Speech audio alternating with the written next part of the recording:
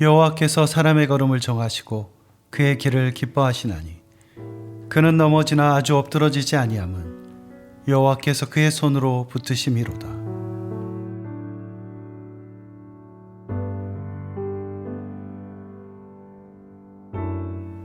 쓰러질 수 있는 각도는 무수히 많지만 쓰러지지 않을 수 있는 각도는 단 하나다. 영국의 소설가이자 수필가 G.K. 체스터턴의 말입니다.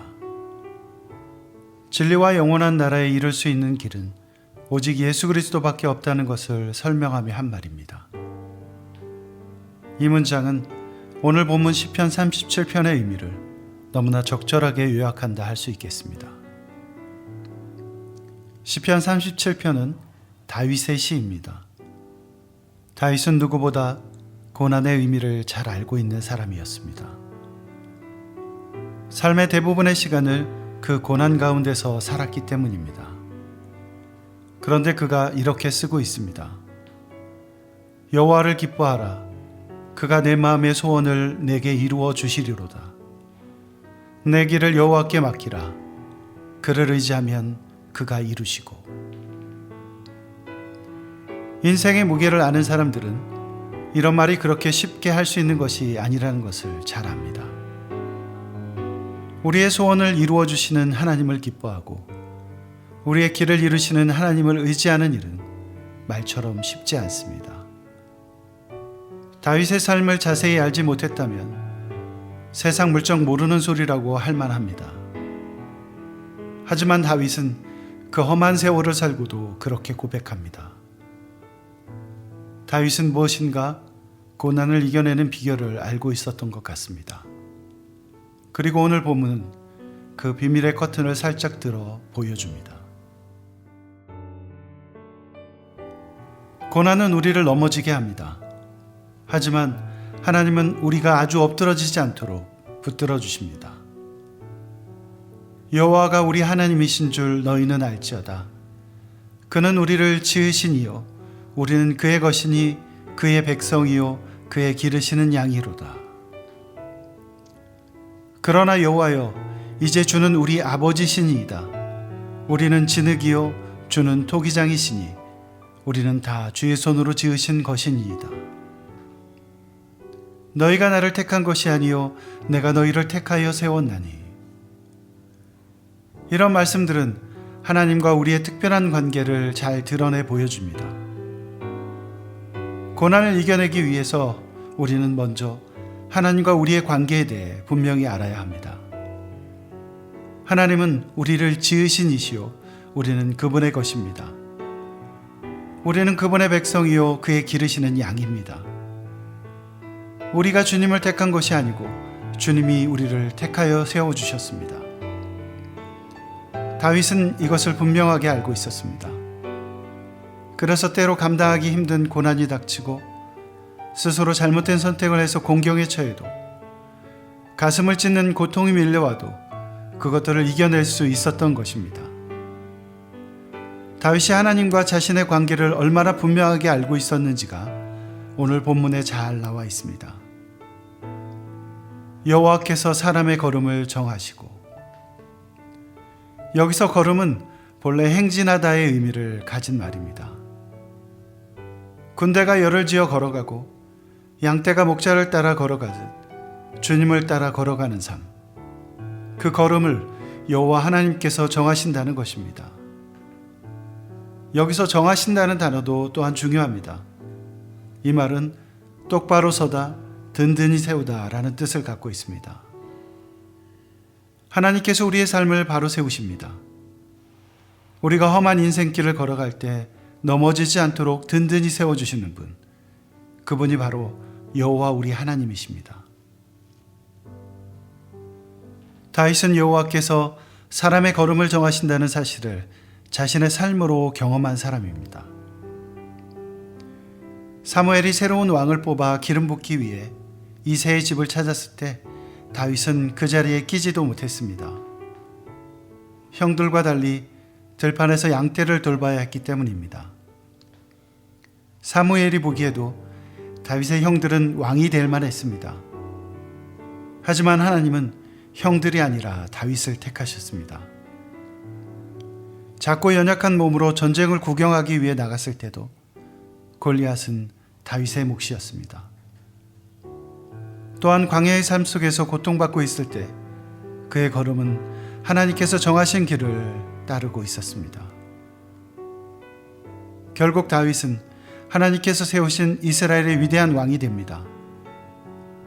한편의 영화와 같은 그의 인생을 통해 다윗은 고백할 수 있었던 것입니다. 비록 악인이 잘 되는 것 같아 보여도 결국은 하나님께서 그 걸음을 정하는 사람만이 바로 설 수 있다는 것을 말입니다.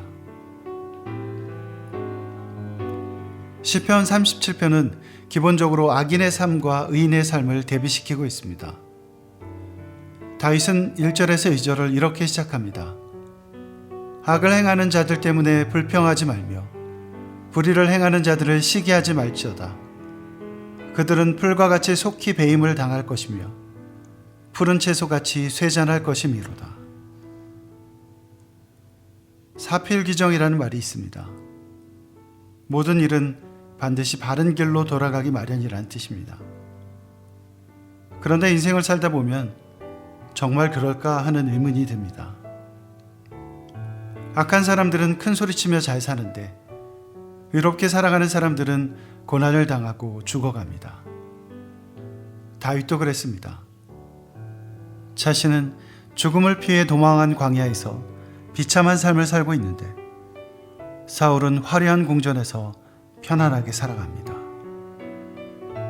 다윗이 했던 일이라고는 하나님을 경외하고 하나님의 백성을 지키기 위해 목숨을 걸고 싸우며 의로운 길을 가려고 애쓴 것뿐이었습니다. 하나님을 떠나 악한 일에 빠진 사울이 그렇게 승승장구하며 편안한 삶을 살아갈 때 다윗은 광야에서 짐승과 같은 삶을 살아야 했습니다. 인생은 정말 불공평해 보입니다. 하지만 결국 다윗은 알게 됩니다. 악인은 베인 풀처럼 시들고 만다는 것을. 다윗은 자신의 삶을 걸고 우리에게 권면합니다. 여호와를 의뢰하라. 여호와를 기뻐하라. 내 길을 여호와께 맡기고 그를 의지하라. 여호와 앞에 잠잠하고 참고 기다리라. 이것이 바로 하나님 앞에서 의롭게 살았고 하나님의 마음에 합한 자라는 소리를 들었던 다윗의 삶이었습니다. 다윗은 광야의 삶을 통해 자신의 삶을 의지할 수 있는 분은 오직 하나님밖에 없다는 사실을 깨달았습니다. 하나님만 의뢰하고 잠잠히 참고 기다리면 그분이 이루신다는 것을 삶으로부터 배운 것입니다. 그리고 그것은 바로 예수님의 삶의 모습이기도 했습니다. 예수님은 언제나 하나님 앞에서 사셨습니다. 예수님은 광야의 시험을 하나님의 말씀을 통해 이기셨습니다. 자신을 기쁘게 하는 삶이 아니라 하나님을 기쁘시게 하는 삶을 사셨고 고난의 잔을 앞에 두고서도 모든 것을 하나님께 맡기고 아버지의 뜻대로 하시길 구하셨습니다. 주님은 마침내 십자가를 지셨습니다. 잠잠한 기다림과 순종으로 죽음을 이기신 것입니다. 십자가에 달린 예수님을 향해 사람들은 조롱했습니다. 악이 승리하는 것처럼 보입니다. 하지만 세상이 아무리 그래도 예수님은 말없이 십자가의 고난을 감당하셨습니다. 왜냐하면 그것이 바로 하나님의 뜻이었기 때문입니다. 예수님의 관심은 오로지 아버지께서 기뻐하시는 일이 무엇인지에 관한 것이었습니다. 여기에서 우리는 왜 의로운 길을 가기 위해 그토록 애써야 하는지 그 이유를 분명하게 알 수 있습니다. 그리스도인들이 의롭게 살아가려고 노력하는 이유는 그것을 통해 구원을 이루기 위함이 아닙니다. 절대 아닙니다. 우리가 그렇게 살아가는 것은 아버지께서 그 길을 기뻐하시기 때문입니다. 의무감이나 두려움, 이기심 때문에 노력하는 것이 아닙니다. 오직 나를 사랑하시는 하나님을 기쁘시게 하기 위해 노력하는 것입니다. 하나님은 우리 삶의 걸음을 정하시고 그 길을 기뻐하십니다. 그런데 그 사실이 우리에게 아무런 어려움도 겪지 않는 평화롭기만 한 삶을 보장하는 것은 아닙니다.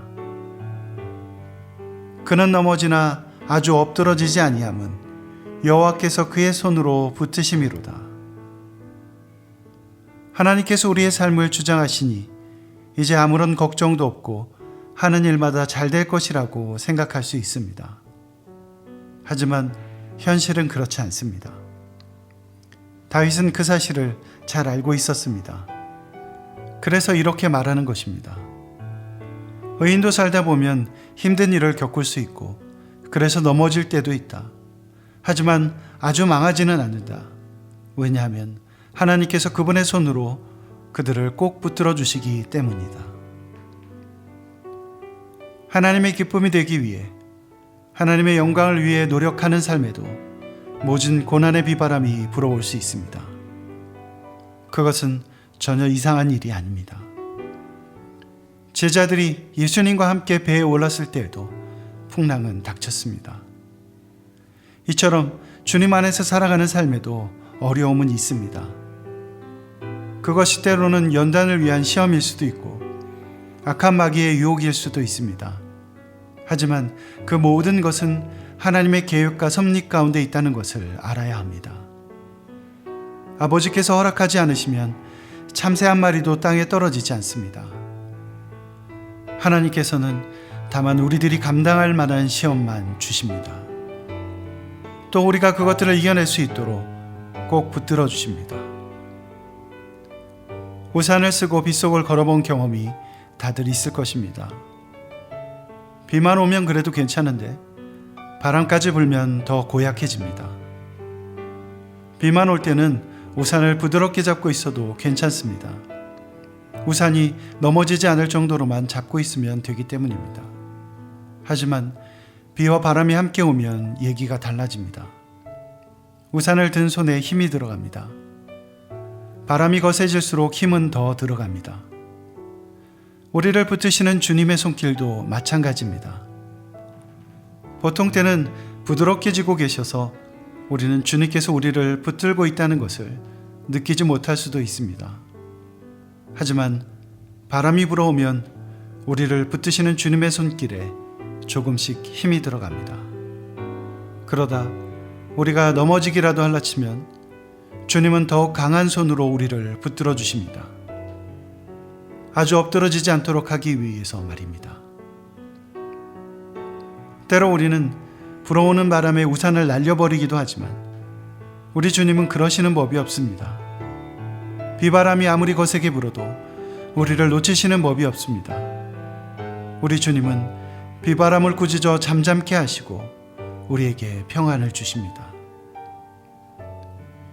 다윗은 37편을 이렇게 마무리합니다. 의인들의 구원은 여호와로부터 오나니 그는 환난 때 그들의 요새시로다. 여호와께서 그들을 도와 건지시되 악인들에게서 건져 구원하심은 그를 의지한 까닭이로다. 우리는 고난 가운데 있을 때 오직 하나님을 의지해야 합니다. 우리의 구원은 하나님께로부터 오기 때문입니다. 주님은 환난 때에 우리의 요새가 되십니다. 우리가 만일 다른 것, 우리 자신이나 다른 사람, 세상의 것들을 의지하려 한다면 결국 우리는 넘어지고 아주 엎드러질 것입니다. 하지만 우리를 붙드시는 하나님을 의지하면 우리는 넘어진다 해도 다시 일어날 것입니다.